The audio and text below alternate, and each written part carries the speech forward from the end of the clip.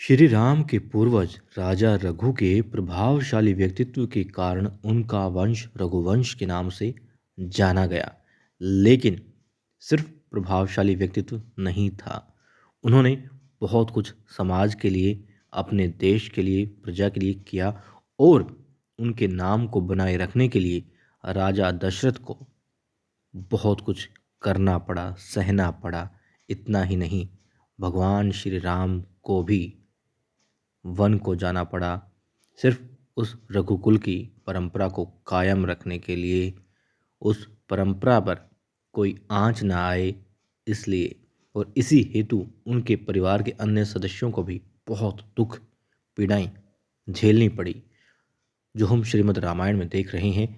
भगवान श्री राम की माता कैकेयी राजा दशरथ से वनवास मांग लेती है राम के लिए, और अब वो जाने को तैयार हो जाते हैं। उनके साथ उनकी पत्नी सीता भी जाने की कहती है, हामी भर दी जाती है माताओं द्वारा, मगर लक्ष्मण नाराज होते हैं और माता कैकेयी से बदला लेने की बात करते हैं। कहते हैं कि कैकेयी, जो कि सिर्फ और सिर्फ भरत की माँ है, उसके खून से दी हाथ में रंग लो तो उसका पाप कम नहीं होगा। मगर श्री राम समझाते हैं अपने छोटे भाई लक्ष्मण को, कहते वो माँ है और वो माँ ही रहेंगी हमारे भी, हमारे हित में ही उन्होंने कुछ सोचा है, हमें बहुत कुछ अच्छा मिलेगा वन में। अब वो कहता है मैं भी साथ चलूँगा। राम रोकते हैं मगर कहते नहीं, मैं भी साथ चलूँगा।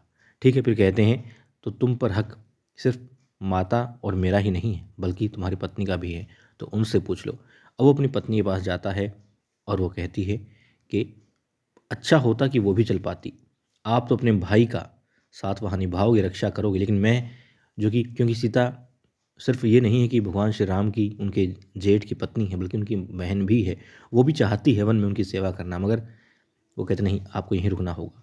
क्यों रुकना होगा? लक्ष्मण अपनी पत्नी को महल में रोक देता है, एक तो परिवार वालों का ध्यान रखे इसलिए, दूसरा वो कहता है कि फिर दायित्व हो जाएगा तुम्हारे प्रति भी, एक पति वाला निभाना पड़ेगा दायित्व, तुम्हारी रक्षा के बारे में भी सोचना पड़ेगा, विचार करना पड़ेगा, करनी पड़ेगी रक्षा, तो ध्यान भटकेगा। वो कहता है सिर्फ भगवान श्री राम और माता सीता की रक्षा में ही उसे रहने दो। इसलिए वो रुक जाती है और कहती है ठीक है, और बदले में निंद्रा मांग लेती है। कहती है आप वहाँ दिन रात जागेंगे, रक्षा करेंगे, प्रहरी के तौर पर खड़े रहेंगे, उनकी सेवा करेंगे, और आपकी नींद यहाँ मैं लूँगी। ठीक है, हो जाता है। अब आशीर्वाद ले रहे होते हैं तीनों अपनी माताओं से, दोनों माताओं से, और कहते हैं हम जा रहे हैं। लेकिन इतना ही नहीं था, कैकेयी आती है और कहती है कि तुम यूं जाओगे राजवेश में, एक राजकुमारों की तरह जाओगे वन में, ठीक नहीं लगता, तो तुम्हारे पिता राजा दशरथ से पहले मिलो, किसके? सन्यासी के भेष में।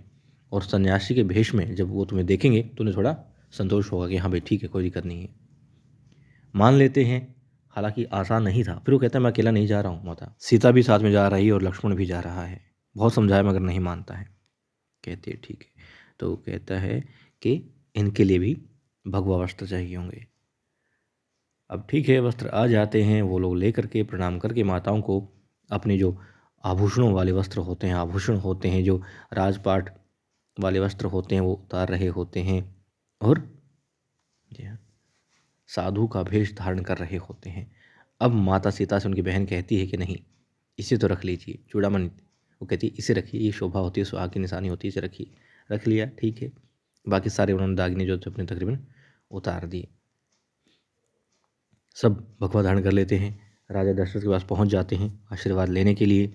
लक्ष्मण मतलब छोटा होता है, वो भाव वहाँ पर उसे दिखाई भी देते हैं। और अब तक वो पहले गुस्सा था कि उन्होंने एक स्त्री के प्रेम में आकर के अपने बेटे राम को वनवास दे दिया। नहीं, अब देखता है कि नहीं, पिता वाकई में अच्छी स्थिति में नहीं है, मन व्याकुल है, तन भी पीड़ा में है, उसी वजह से, मन की वजह से। और सीता माता को आशीर्वाद देते हैं अब राजा दशरथ, और वो भी आज्ञा लेती हैं। लक्ष्मण पाँव में बैठ जाता है और आंसू उसके बह निकलते हैं। लक्ष्मण को आशीर्वाद देते हैं राजा दशरथ। वो कहते हैं कि मैं अकेला नहीं जा रहा हूँ। राम बताते हैं अपने पिता दशरथ को कि चिंता मत कीजिएगा, आप, लक्ष्मण मेरे साथ जा रहा है, सीता मेरे साथ जा रही है, और वन में अकेला नहीं हूँ, ये दोनों मेरे साथ में हैं, और मैं सकुशल रहूँगा, आराम से रहेंगे हम, आप परेशान मत होइएगा, चिंता मत कीजिएगा, सब ठीक है। वो भरत भी आ जाएगा, अच्छे से वो भी राजपाट संभाल लेगा, सब ठीक हो जाएगा, बस आप अपना ध्यान रखिएगा। अब भगवान श्री राम को भी वो आशीर्वाद देते हैं और तीनों चल देते हैं प्रणाम करके, आज्ञा लेकर के। अब महल के जो कर्मचारी थे, सारे जो सेवक थे, सैनिक थे, व्याकुल होते, नहीं चाहते कि राम जाए छोड़ करके उन्हें, मगर राम जा रहे होते हैं। अब प्रजा को जैसे पता लगता है, भड़क जाते हैं।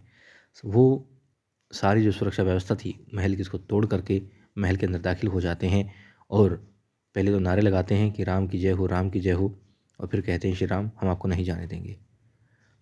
अब भगवान श्री राम को रोक लेते हैं और जो मंत्री होता है राजा दशरथ का, वो खुश हो जाता है, आता है बताता है कि प्रजा ने सारे बंधन तोड़ दिए हैं, सुरक्षा नाके तोड़ दिए हैं, महल में दाखिल हो गई है और वो बगावत कर देगी, विद्रोह कर देगी, और यकीनन प्रजा विद्रोह के आगे राम को झुकना पड़ेगा।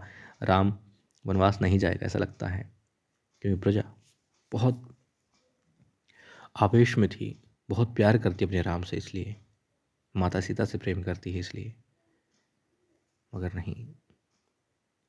अब वहाँ आती है कैकेयी और कहती है, कुछ कहे उससे पहले राजा दशरथ रोक देते, उसको मुख भी नहीं देखते और रोक देते, कहते यहाँ मत आओ। बेचारी वापस जाने लगती है और वो कहते हैं कि तुम देखो क्या हो रहा है, राम को रोको, रुक जाएगा वो। ठीक है, जाते हैं। अब कैकेयी बाहर आती है और मंत्री जी हाथ जोड़ करके कहते हैं, कहता है कि अब भी कुछ नहीं बिगड़ा है, आप मान जाइए, देखिए क्या स्थिति हो गई है महाराज की, वो प्रजा भी नहीं चाहती, प्रजा हट के आगे तो मान जाइए। वो कहता है प्रजा कभी स्वीकार नहीं करेगी भरत को राजा के तौर पर, आप देखिए कितना प्रेम करती हैं राम से, और प्रजा ही नहीं जाने देगी, तो आप भी अपने वचन वापस ले लीजिए रानी।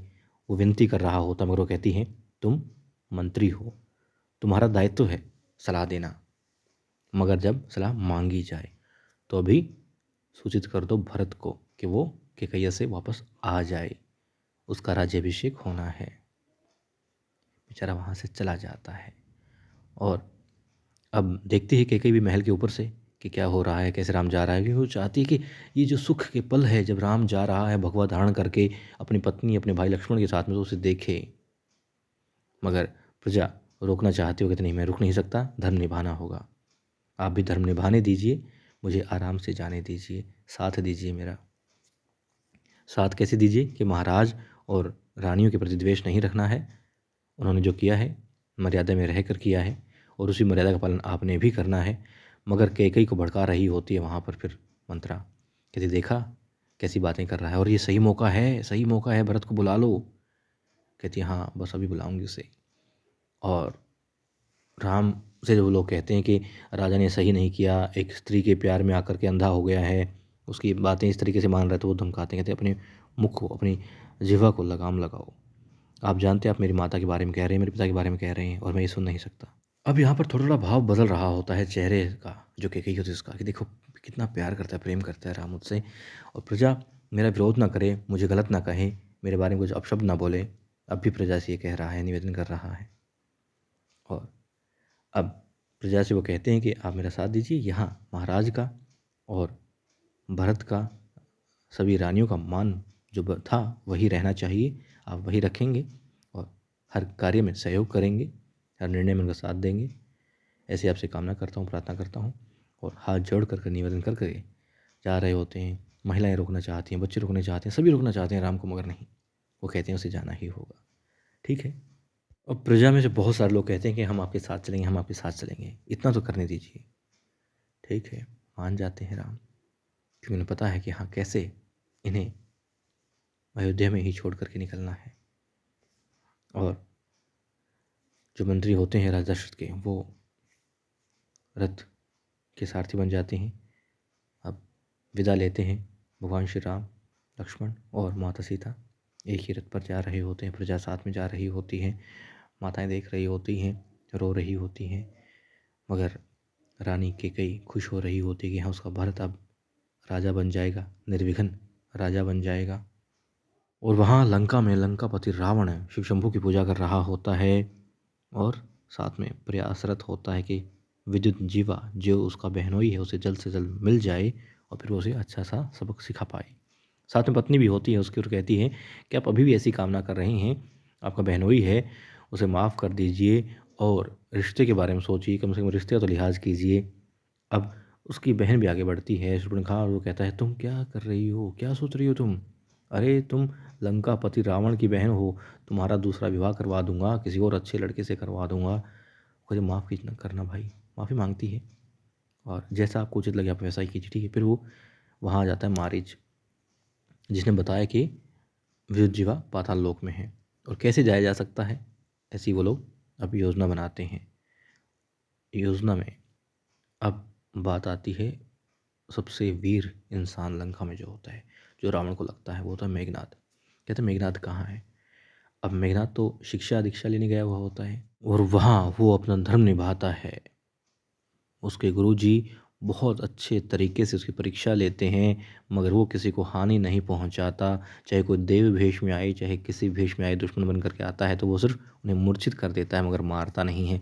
वो कहते हैं तुम बहुत अच्छे हो, बहुत धर्मपरायण हो तुम, और इसीलिए तुम्हें लगातार जो है सिद्धियाँ प्राप्त हो रही हैं, लगातार तुम अस्त्र शस्त्रों का ज्ञान प्राप्त कर रहे हो और उनमें सबसे उत्तम बनते जा रहे हो।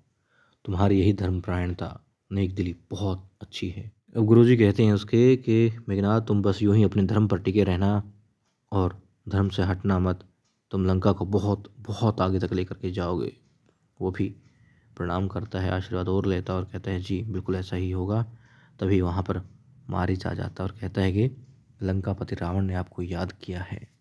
और दोस्तों, लंकापति रावण ने तो मेघनाथ को याद कर लिया, लेकिन भगवान श्री राम अपनी प्रजा जो सोई हुई उनको छोड़ करके, सोते छोड़ करके आगे बढ़ जाते हैं अपने भाई और पत्नी के साथ में। लेकिन अब उनका सामना होता है दुश्मनों से, युद्ध होगा, ये छोटी मोटी लड़ाई होगी, क्योंकि अब हर पग पर भगवान श्री राम को नई मुसीबत मिलने वाली है, नए लोग मिलने वाले हैं, बहुत सारे साथी मिलेंगे, बहुत सारे दुश्मन मिलेंगे, मगर जीत उनकी ही होगी। कभी वो दिल जीतेंगे, कभी वो मन जीतेंगे, तो कभी वो दुश्मन के साथ जो रण हो रहा है, जो लड़ाई है, जो युद्ध है, वो जीतेंगे।